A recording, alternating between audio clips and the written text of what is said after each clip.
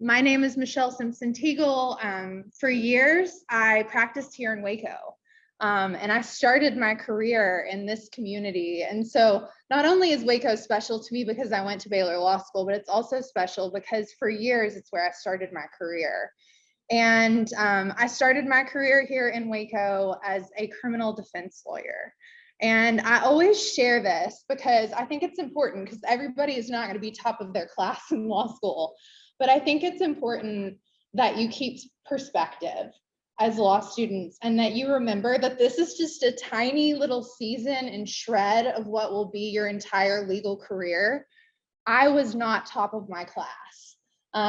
I think it's great for the people who were. My husband was. My law partner was #1 in her class. I was somewhere in the middle, maybe towards the bottom.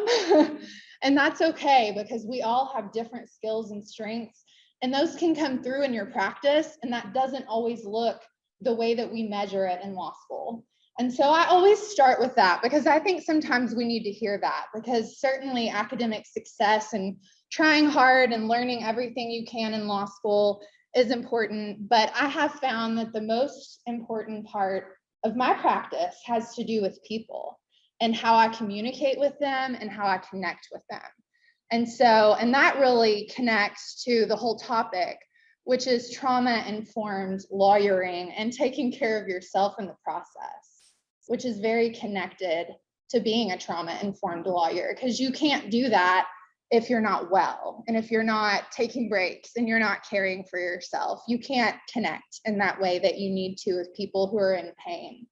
And so I'm going to talk a little bit about my path as a lawyer, and then I'm going to talk more about trauma-informed lawyering specifically.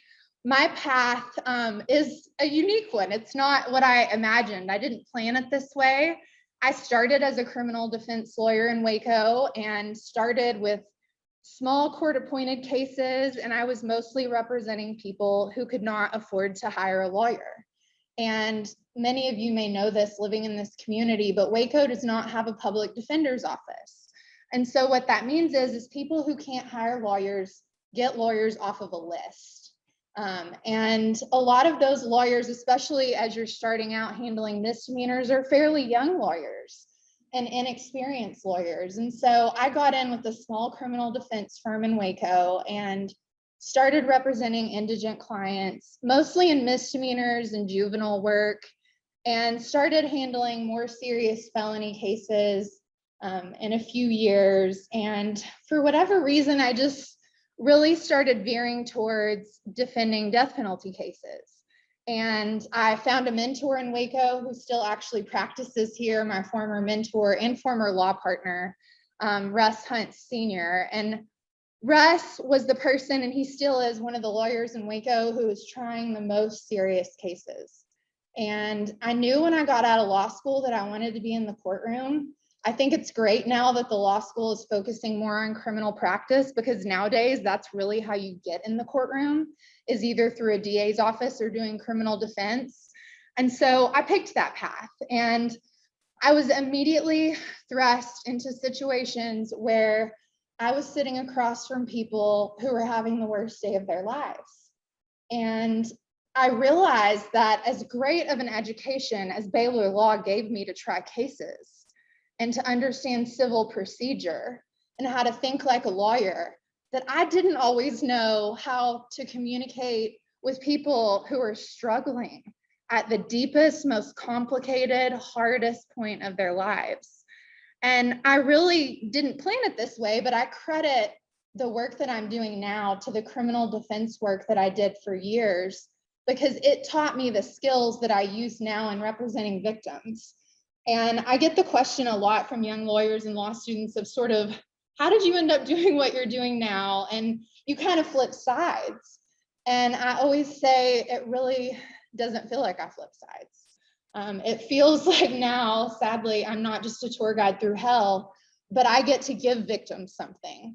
When I did criminal defense, I fought for my clients, and I believe in that role and that it's so important in the system. But I often felt like I was sort of a cog in a wheel of a broken system. And that didn't mean that we couldn't make a difference, especially in the individual lives of the clients that we represent. but it meant that it was like a constant battle against something that was so much bigger, and that I could not give them anything other than dignity and compassion and the advocacy that I could give them each day that I worked for them. But as I started, over the years working with clients in more serious felony cases and eventually defending death penalty cases, that was an area where, specifically in death penalty defense, we get to hire special experts who help you through the case, called mitigation specialists. And most mitigation specialists have masters or degrees in social work or psychology, and they're not testifying witnesses. They're like coordinators of putting the pieces together of the case that try to help you save your client's life, and putting the pieces together of the case that piece together what in many capital and death penalty cases is such early and complex trauma that we have a hard time even putting it all together. It's so painful to see in one person's life. And those pieces of trauma are part of what we try to use to put before a jury to say, don't give him the death penalty. Mitigate. That evidence should be mitigating against a death sentence, because he deserves a chance, not because it's an excuse, but because these factors existed that were beyond his control and that you should consider before you sentence this person to die. And so that work, I didn't really think or realize how deep in trauma I was getting, but it was such great training because I got to work with some great experts who had studied and really understood trauma, childhood trauma, sexual trauma, so many different places and areas that our clients in criminal cases face trauma. And I always say, I represented victims before. It's just a different way now. And sometimes they were victims as children, sometimes they were victims of a broken criminal justice system that I now see not only impacted the criminal defense clients that I represented, but also impacts victims in a really negative way. And so, I talk about that work because it is so important in the lens that helped me, I think, develop the skills that I use now for the victims that I represent. While I was still doing criminal defense and working in Waco, I ended up getting involved right after the Vegas shooting happened. Y'all are all young, but I think that's within your recollection. I was contacted by a potential client and I flew out there, and I quickly was like, I think this is a different kind of mass shooting, because this was on a commercial property and this was at a concert, and there were commercial companies and entities who had control and had some ability to limit this and not make it as bad at the least. And I was involved in filing one of the first lawsuits against MGM Resorts and the bump stock manufacturer connected to the Vegas shooting litigation. Those cases have been settled and they're in the process of being completely closed out now. But that work, in addition to representing accused students in Title IX on-campus hearings, eventually led to me representing more victims. And you think, you were representing accused students. How did that end up, you started representing victims? I was in the process. I was understanding how it worked. And victims started hiring me too, because I understood the on-campus hearing process. And as victims started hiring me, I realized, being a young female and a former athlete, I was like, this is a better fit for me. I really love this work. I think both sides are important, and I've been on both sides, but it definitely was a better fit, and I kind of just ran with it. And with that work led to me representing, and I still represent because that litigation is not completely closed out, but I represent a number of the former national team and Olympic gymnasts who were abused by Larry Nassar. Y'all may have seen the hearings that went on last week. Those were not my clients, but I do represent a number of former Olympians, and one of them also testified in Congress at the end of July. And so I talk about that work because that's the work that people know. But there's so much work, and there are so many conversations, and there's so much heavy stuff that you deal with in representing victims of crime, sexual assault victims, shooting victims, that is behind the curtain. And I think it's important. One of the things that, as I was developing this presentation, and I've just been talking to other lawyers about this, of these are all the areas that I know for sure, and I'm sure there are more, just general areas of legal practice where trauma is going to come up, where you are going to interact with victims on a regular basis. You may or may not know it, but it's going to happen in family law and criminal cases, both as a district attorney or prosecutor and as a criminal defense lawyer. Of course, in immigration cases, personal injury cases, wrongful death cases, and in the nonprofit sector. So many areas of practice and being a lawyer where representing and understanding the trauma that our clients deal with is so key to being a good lawyer and to doing good work for your client or for the state or for the nonprofit that you're working with, particularly in the context of representing sexual assault and abuse survivors, which is where about 90% of my practice is now focused in civil lawsuits. That area is an area where how I engage with my clients first contact with my office, how they engage with someone or even a potential client for the first time. I always try to instill in the staff who are on our phone lines that you are the first person sometimes that these victims will have ever told. You are the first point of contact. And so like really let that sink in and realize how important that role is and how important your response is to what they're going through. And so as I started to do more and more of this work, I've spoken at legal conferences and started thinking more about how in the practice of law, both with law students and with practicing lawyers, we have got to start talking about trauma and how we engage with clients and with the public and with witnesses about what they've been through, and that we aren't just thinking with our lawyer brains and thinking, I need this, I need that. I'm thinking about this legal strategy. I know about this procedure. This is my strategy to win the case. I try to flip that over. And in my office, and as I'm training lawyers who are now part of my firm, who we've added recently, I'm talking to them constantly about how all of that stuff is so important. I need you to think like a lawyer, but the other part of your brain, I need you to be thinking like a human being. And that the legal part of it, it's going to be ingrained. After you leave Baylor Law School, it won't leave you. But the human part, the part that you get from life experience, the part that you get from your own traumas and struggles that you've been through, you have to tap into that. And it is something that can be used for good in your practice. And so in sort of getting more into the practical pieces of being a trauma-informed lawyer, I've kind of told you why I think it's so important. How do you do it? What does it look like? What are really the nuts and bolts of acknowledging and being informed in that way as we deal with people who are in a lot of pain?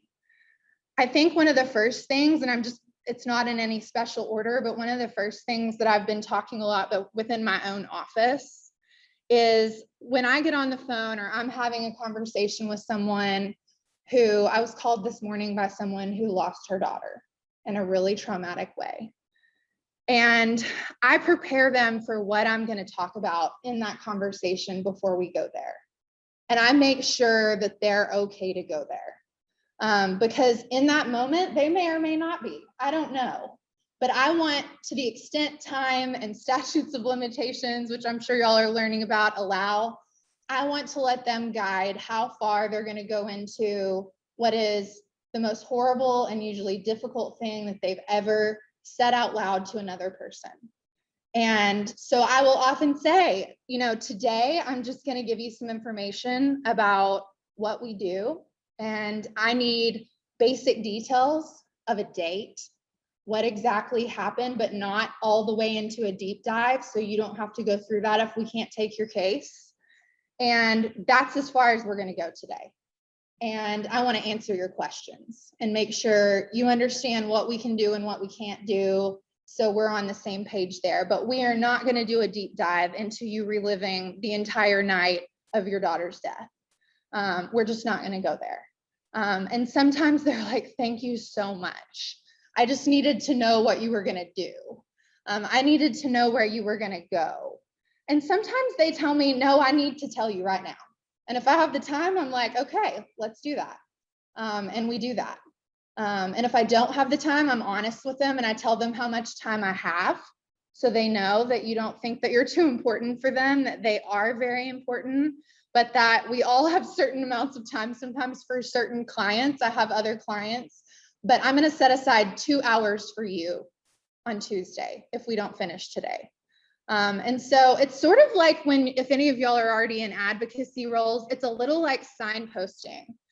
When you're doing your direct examinations or you're doing a cross and you're kind of giving them a signpost of what's ahead and giving them a heads up so they're not just walking blindly forward and they don't know where they're going. That can be super important, I think, especially for sexual assault and abuse victims who, and I say a lot of things because I don't think that every single victim's the same, but through experience, I have seen that a lot of victims are struggling with a loss of control. The night that they were victimized, they didn't have control. That was not in their control. But in this conversation, to have some level of control is something that can be really important for victims. And to know that I'm going to be your lawyer, I'm going to handle legal strategy, but you steer the ship, especially with civil cases. And that's one thing that I really love about representing victims in civil lawsuits is my client is the plaintiff. And while we can't control every factor or variable in the litigation, they do steer the ship because it's their lawsuit and it's their case. And so we talk about that. It sounds cheesy, but your tone.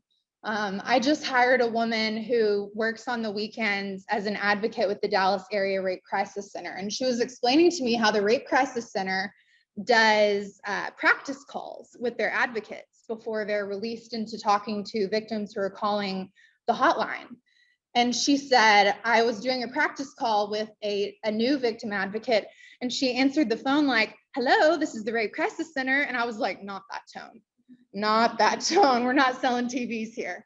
And so I think that brings up that you want to be real. I mean, I wouldn't suggest putting on a voice that isn't yours, but you also have to acknowledge in the tone and the way that you're talking to people that it's heavy and that it's hard.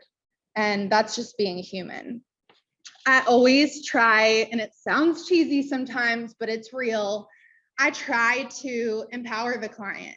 I know that it is so hard for them to even pick up the phone and call a lawyer.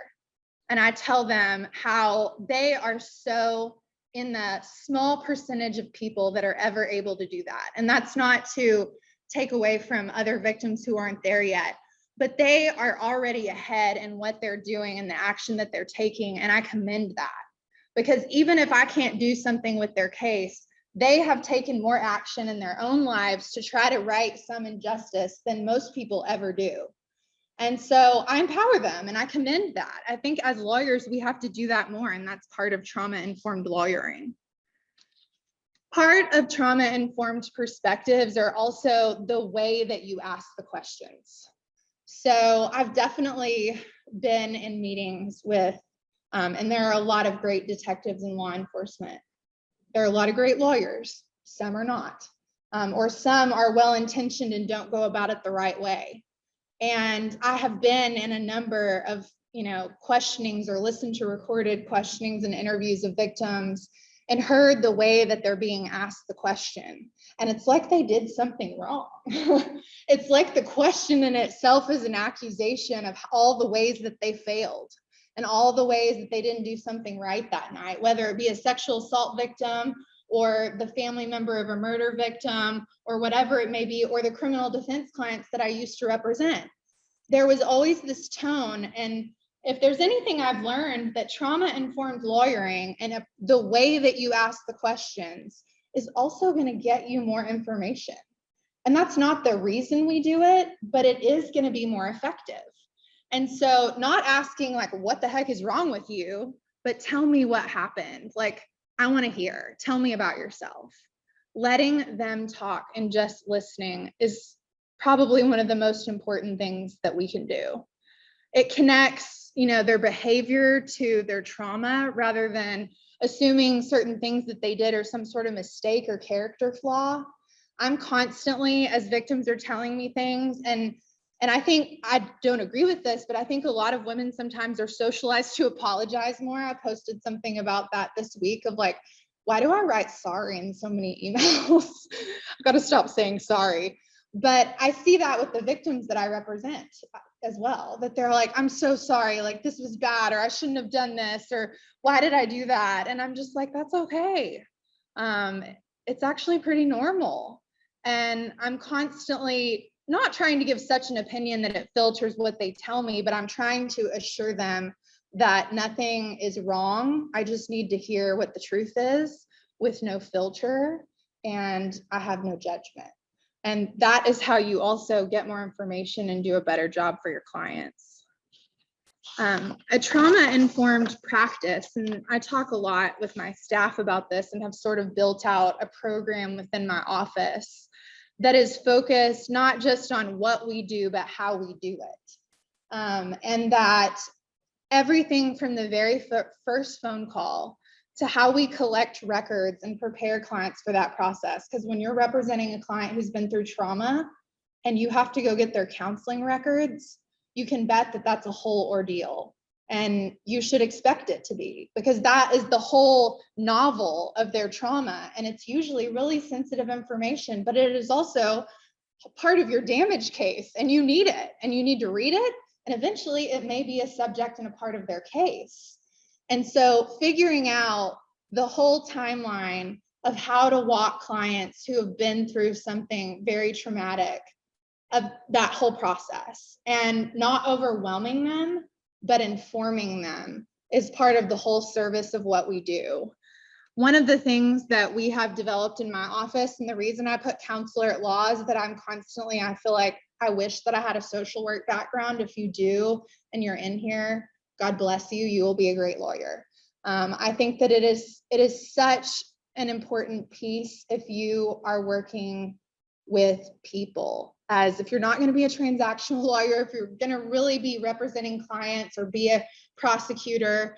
We are not mental health counselors, but we are constantly connecting clients with services so they can get the support and the help that they need. And it is part of our job, and it should be as lawyers. And every time a victim calls our office, whether I take their case or not, if they will give me their email or let us text it to them. Some people are so sensitive, they don't want to give you anything.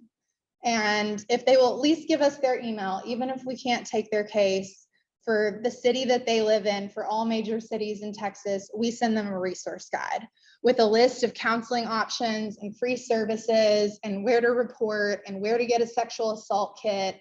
And we have those for every city in Texas, the major cities and regions, and we have a national one. And I'm also licensed in New York, so we have them in New York as well.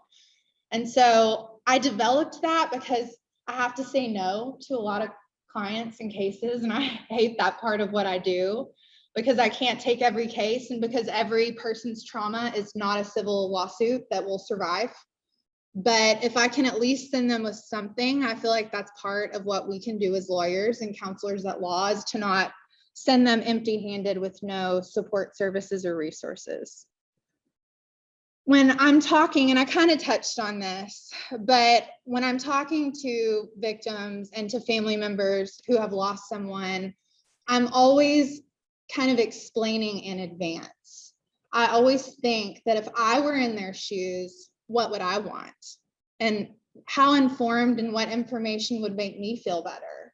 If I had just lost my mom in the Vegas shooting and was sitting right by her when it happened, what would I need to know about the process ahead that is not going to make that all better? And I acknowledge that, but that's going to give me information, which is going to, in some ways, make me feel a little better and empower me and help me feel like I'm accessing whatever forms of justice are available. And, you know, part of explaining in advance is sometimes not sugarcoating it. And that means being really clear with victims about what the system can provide them and what it cannot, and how it will fail them sometimes, but we're going to walk them through that. I represent victims in civil lawsuits. That does not mean that I leave them out in the cold as far as the criminal process. I always explain that I will talk to the detective, I will talk to the prosecutor, I will be with you when you testify, but we don't control that part of the process.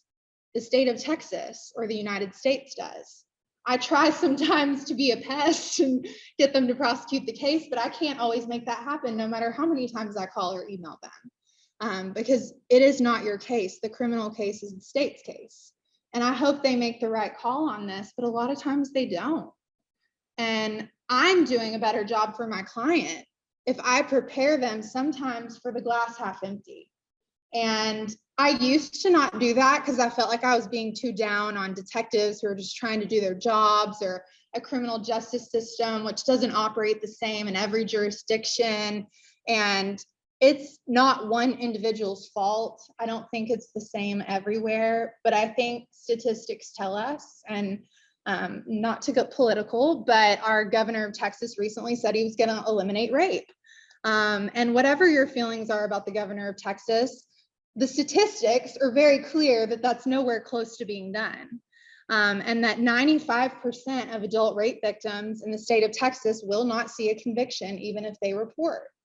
And, you know, that is what it is. That is a reality for most of the clients that I represent. And a lot of them know that from social media, from news, but it's different when it's your case and you've gone to the hospital and you got the sexual assault kit and there's DNA and he made an admission and all of the things that you think would result in a conviction, and then it still doesn't happen. And so it's not to be down on it, but I find that trauma-informed lawyering sometimes means hoping and working like hell for the best, but preparing for the worst and being realistic about what our system sometimes ends up with for victims. I think it's important, and I kind of already touched on this, so I'll go quick on that, but allowing the client to decide disclosure. We talk a lot about this in screening cases, is if the client is not ready to disclose all the details, we wait if we have time. I usually try to get the date so we don't get past a statute of limitations. And I need to know generally what kind of case this is. And then we sort of take baby steps. Last week, a victim called me and I just knew immediately, you sort of get the hang of what I'm seeing as it's coming in. And I saw the notes and I knew that I immediately needed to call this victim myself because of just the limited amount of information she would give in the first call. When I got on the phone with her, she wasn't ready to disclose on the phone either, and I didn't push. I asked her if she lived in Dallas and if meeting in person would be easier for her. And for that person, it was. And thankfully, I had the time the next day, and we set up an in-person meeting, and she was ready to disclose in that way at that time. It doesn't work that way for every person. And I have found in my practice of representing clients who've been through trauma, both in criminal defense and now representing victims, that all clients come to the process of disclosing what they need to tell you at a different pace. The way that you interact with them and sort of just being human with them first is going to help them get there and going to get you the most information so you can do the best job for them. But that is not cookie cutter.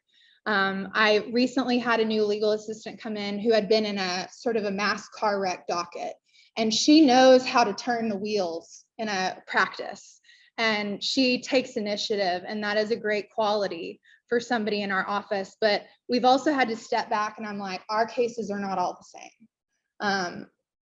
Cases of clients who've been through sexual trauma cannot be handled like X, Y, and Z in every case. That's just not how it works.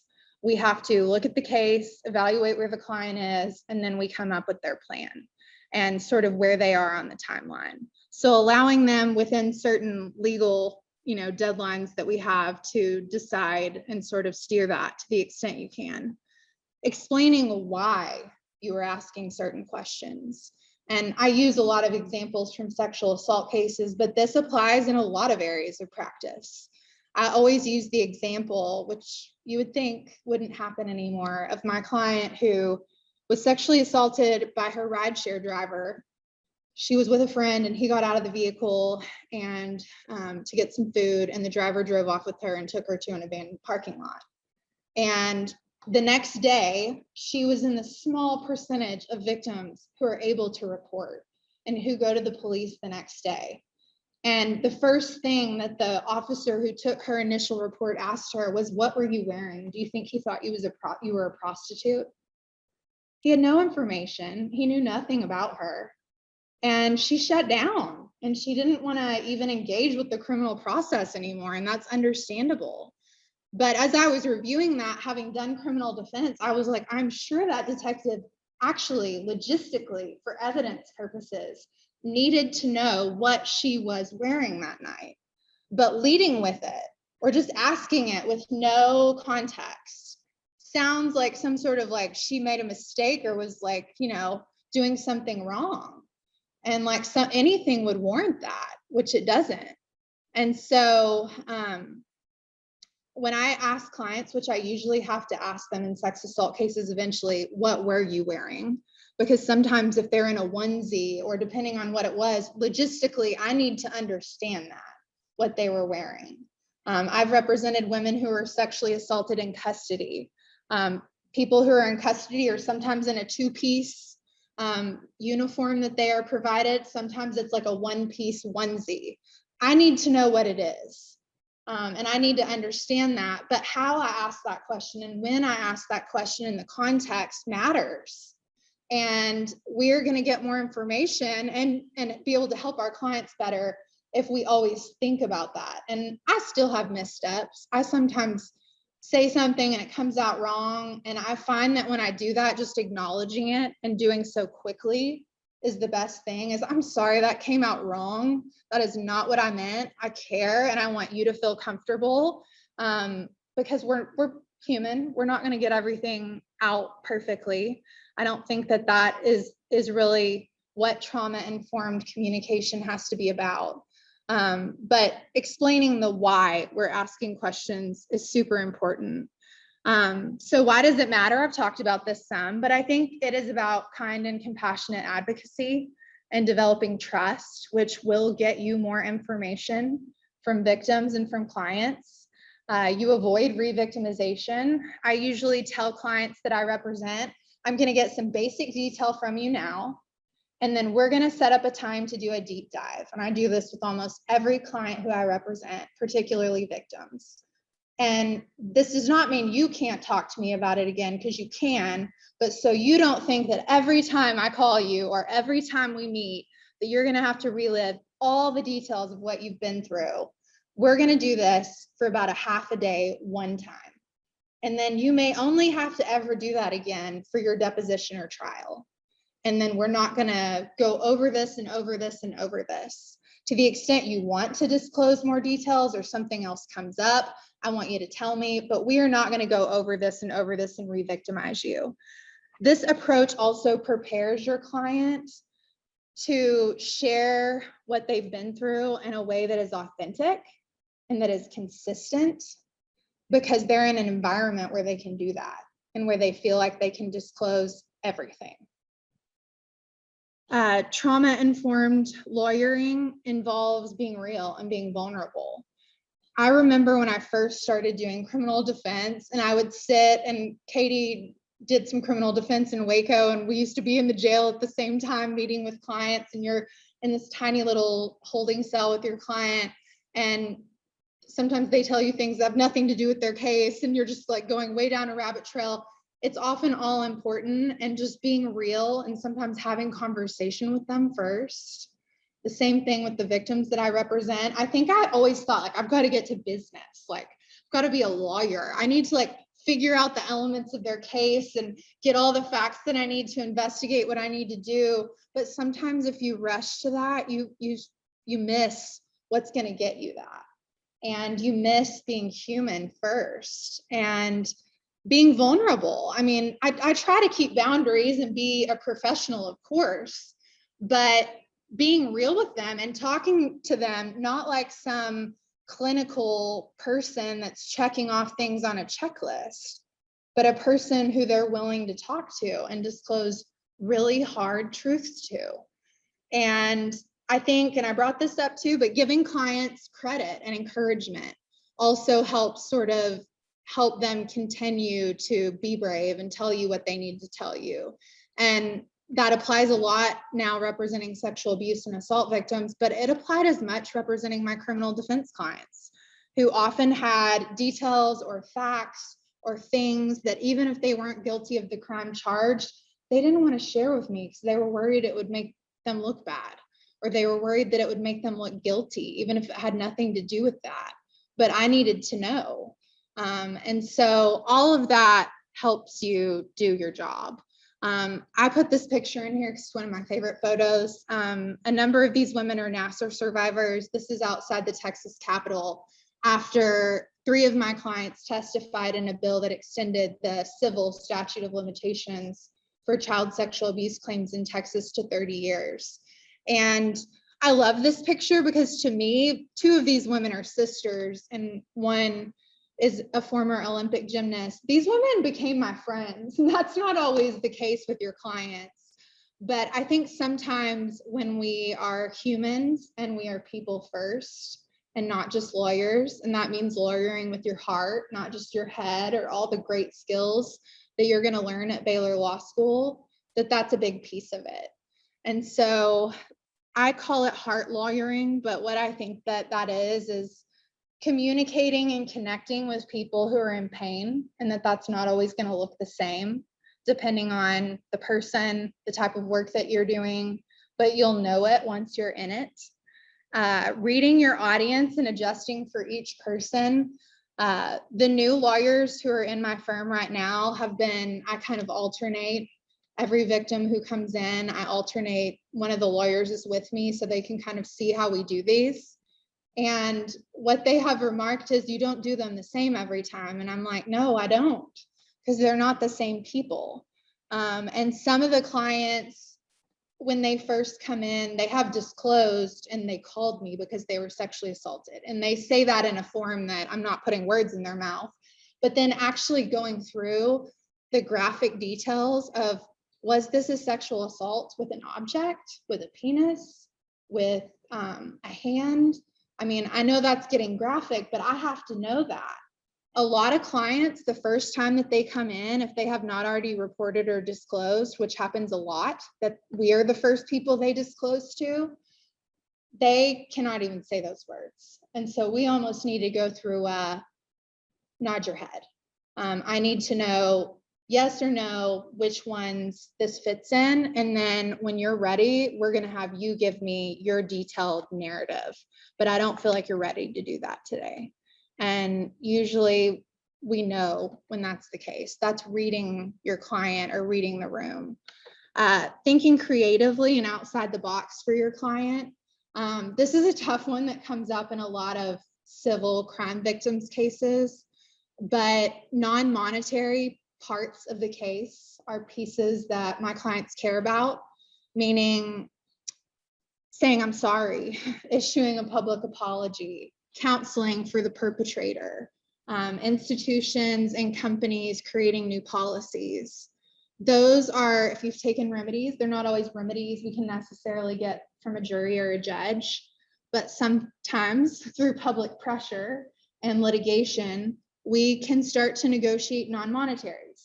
I try to be realistic about how much leverage and the reality of actually getting those, but that's thinking outside the box. I mean, I want to get my client a recovery when they've been injured and someone has, harmed them. I think they deserve that, but they are often much more focused on some of the non-monetaries, and to the extent we can be creative and think outside the box and try to get those in addition to their recovery, we do that. Using and understanding their stories and the human elements of the case as much as law and procedure, starting to think with your heart and not your head. Sometimes checking your Iraq brain, your brain that you have of mapping out cases and facts and procedure, and starting to just remember what it may be like if you've been through something that's really hard and really heavy, and how you felt and how you would want someone to be with you in that moment. I love this quote. It's one of my favorite quotes, and I think it's really important for lawyers because I find that no matter how many times I say certain things or explain the process or prepare my clients that they don't often remember what I said or what I did, but they remember how they felt when they left my office. And so we can definitely do that. So the second part of this, and this is going to be a little shorter, and then I'll open it up for some questions, is when you're dealing with clients or you're working with victims in a DA's office and you're daily exposed to really traumatic stories and really heavy facts and people who are really stressed and having a lot of anxiety, it's really hard for that not to transfer to you a little bit. I think, and we're starting to see this more in other professional areas. And the sad truth, I think, for lawyers is that we see a lot of substance abuse and a lot of mental health problems, but we haven't asked why and what is the root of that. And I think some of it has to do with secondary trauma, because we know so many areas of practice where every single day, everybody we talk to is having and dealing with the worst thing in their life. And they're not happy about it, and they shouldn't be. And sometimes they're not happy with you, and it's not your fault. And you have done everything you can short of roll out a red carpet for them, and they're still pissed. And that isn't on you, but it's hard to go home and shake that off because you're trying. And I remember being in criminal defense and just feeling like I just get beat all the time. That you do have clients sometimes who are in really tough situations and you cannot fix it. And you cannot bring them home and make everything better. And they're not happy about that because they want to go home on Christmas and they want to see their kids. And you can't make that happen. And they're stressed, and that is a lot to carry. And so talking about secondary trauma and how that is definitely something that lawyers deal with, and that we need to be talking about the impact of that and what we do about it and how we deal with it more. I think self-care, and I feel sort of hypocritical talking about this because sometimes I'm not that great at it myself, to be frank. Sometimes I've worked way more than I should, way more than is healthy. And I've justified it because I keep thinking like, but my job is helping people and I have to keep helping them. And I love what I do. And so why should I stop 1 second in this day to recharge? And so it's really easy when you're doing helping work, which a lot of lawyering work is, to not set boundaries and to not take breaks and to not take care of yourself. And that applies to law school too. And I am grateful for the hard learning that I had at Baylor Law. I did not find law school easy. I did not find PC easy. I did not like it. I like being a lawyer a lot more than I liked law school. And I think it is important, even where y'all are now, to start remembering and exercising some of those things to the extent you can, because it will carry over into your practice and your life of how you treat yourself now and how you treat yourself later. Prioritizing both your physical and your mental health. And I put at the bottom, and drink water. I often get through a whole day and I'm like, I've had no water today. Why did I do that? That's a terrible thing. I love that many of y'all have drinks. I think that's super important. You will start to crash without food and water. That seems so basic. But sometimes when we're caring for people who have such immediate and such emergent needs, that we literally just set ours aside, and then we can't help them as well. And that seems so basic and so obvious, but a lot of lawyers, we miss it. I think part of taking care of yourself is also reminding yourself that social media is a highlight reel. It is not always the reality of what's behind the curtain. I don't post it all the time because I think sometimes it's bleak to people, but I think it's important for us to be real. And the reality is I think I've been really good at my job. I've been practicing for over 11 years. I've had financial and case success, and I love what I do. But sometimes behind the curtain, I've been treating myself like crap, and I'm not that healthy sometimes. And so I think I've sometimes posted like reels or stories where I've given like different behind the curtain. This is what's really going on is I've had no water today and I feel like crap. And I quit drinking because I don't think it's a healthy thing for me. And so being real about the things that we do or that we use that are not healthy, the concept, I think, of vicarious and secondary trauma and compassion fatigue is so real when you're in an area like criminal or family law or immigration or the nonprofit sector, a lot of personal injury work. Every day we're getting so exposed. And I remember, and it's not to name names, there are some super compassionate, long practicing criminal lawyers in Waco. But I remember seeing some that I thought, if my heart gets that hard, I hope I quit. Because I don't want to have that much compassion fatigue that I forget why I'm doing what I'm doing. And that means taking care of yourself and taking some breaks and getting some perspective.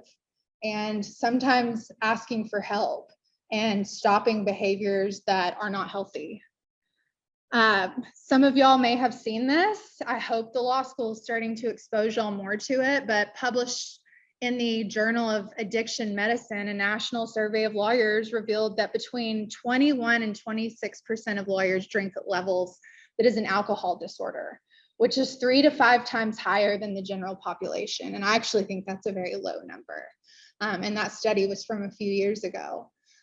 The numbers that I see in practice and with young lawyers and lawyers who've been in practice for years, I think is higher.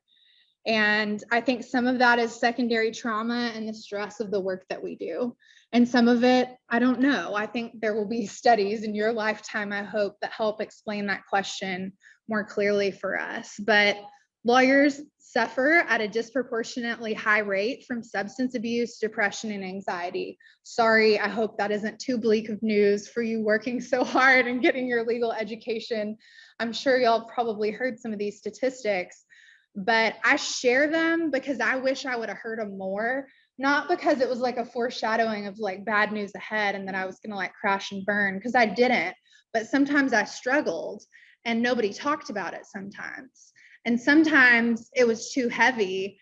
And we thought like calling, I've talked to some lawyers who there's a line you can call with the state bar for like mental health support. And lawyers who've told me they called that line, I'm like, I can't believe you told me you called that line. But that shouldn't be a big deal. Like they needed help and they were brave enough to ask for it. I think asking for help, whether you're in law school or you're in practice, once you're really struggling, does not make you crazy or weak. It makes you strong. And I think the more that we say that, the healthier we're going to be and the better we're going to be able to do as lawyers and in our careers. It's also a performance thing. So I don't have all of the answers, but a few things that I have done that have helped me. And the fourth I'm really bad at. My mom read this and said, you need to put in parentheses, try. But I quit alcohol. I didn't drink for about 5 years of my practice. And then I was like, oh, I can drink again just socially. No, it wasn't a healthy thing for me. I don't think alcohol is the devil, but for some of us, it is not a healthy thing. And it is something we use to numb or make things that feel really hard all day not feel so hard. And when I felt myself using it in that way, I was like, out. And so this is my accountability that now it is recorded and everyone will know for all time that I do not drink and I don't think I'll ever drink again. And I'm comfortable and happy with that. I can be around it. I have a lot of friends that do, and some people can healthily. I can't. And that was a really good decision for me, for my life, for my practice. I exercise to reset. Doesn't mean I get it every day. But there is a book called Burnout that came out this year that's written by two sisters. One is actually a conductor and one is a social scientist. And in that book, they talk about all the things that help reset your stress response. And one of the things that helps reset your stress response is exercise. And I sort of already knew that from my own rhythms and my own just health. But reading that book and actually seeing the science behind it was really interesting to me. And the science behind other things, it doesn't have to be exercise. They also said certain types of art animals, laughing, things that are joyful and that are healthy and bring our lives joy and balance. They're not just to make us happy and gluttonous. They're actually resetting and hitting a button in your body that helps you get past that trauma and stress response that you've been exposed to through your job. I think that there are resources at the law school. I actually saw a sign in the bathroom, which is really great. Speaking to counselors, I think, and I always tell my clients who come in to talk to me, have you seen a counselor? Many of them who are disclosing to us have not ever talked to a counselor. And that is one of the first things my office does is we need to get you set up with somebody, whether it's free resources through your insurance. We get what's called a letter of protection that helps them get in. There are different ways, and we go down all the avenues to try to get them in counseling. I ask the same thing of my employees and the lawyers in my firm. Are you talking to somebody? Because we're hearing a lot in here and we're carrying a lot in here, and it's got to go somewhere. And so whether it is your work or personal or childhood stuff that you need to deal with, or just the stress of daily life with computers and so many emails that you will have as a lawyer, it is important sometimes to have somewhere to process that. And it sounds touchy-feely maybe for Baylor Law, although I think Baylor Law is evolving and encouraging their lawyers that to be good advocates, we have to take care of ourselves. And counseling can be a part of that, not in all seasons, but in some. I try to set boundaries and take breaks. I say that after yesterday, where I feel like I did like 5 multiple-hour Zoom interviews with victims and didn't drink any water. And I was like, this number 4, I should just take off the list. But I try, and I'm constantly thinking about how I can be a little bit healthier, and within the realm of trying to do my best job for my clients, I can set better boundaries for them, for myself, so I can do better for them. And then there's a video. I think one thing that sort of sustains me is that at the end of the day, boundaries, being healthy, talking to people, having an informed way of approaching people who we are serving who are in a lot of pain is so important. But remembering why we do it is often the thing that like gets me out of bed in the morning. And so this is a video. I hope you will follow me on Instagram and TikTok. I don't TikTok very often because I refuse to dance.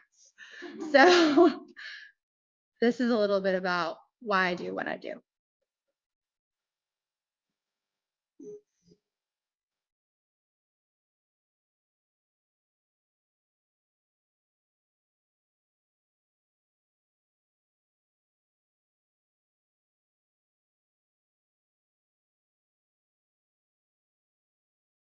So a little taste. Sometimes music makes it feel more powerful.